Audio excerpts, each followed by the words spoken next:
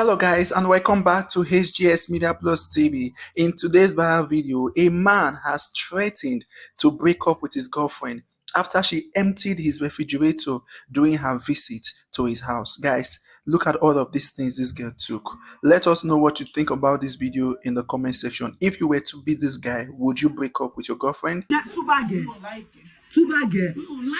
You say relationship ni mo ṣe relationship. Too bad girl.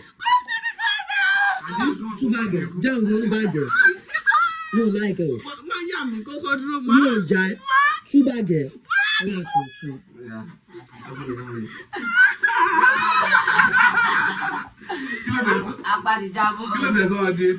Too bad girl.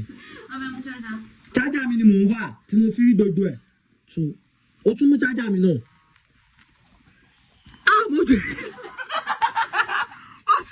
Ó tún mú kọ́ọ̀kì. Ikú jẹ́ o.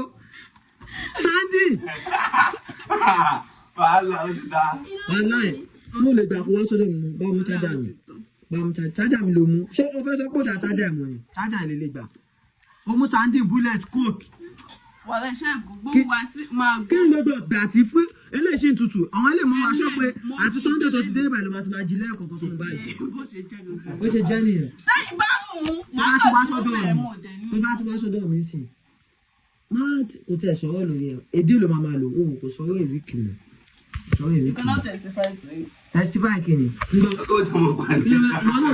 Kó mọ̀. Wá tún báàgì tọ̀dẹ̀ náà. Wá tún báàgì ẹ̀. Ló ṣe jíjó lónìí. Wait. Ọjọ́ wo ló ti mú búlẹ̀tì ẹ̀ síbẹ̀? Ọjọ́ wo ló ti mú búlẹ̀tì ẹ̀ síbẹ̀?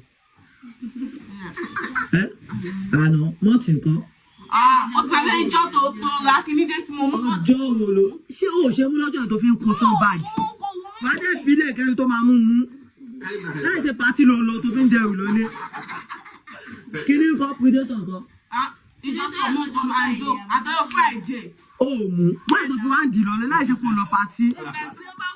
Thank you so much guys for watching. Please guys, subscribe to our YouTube channel at HGS Media Plus TV.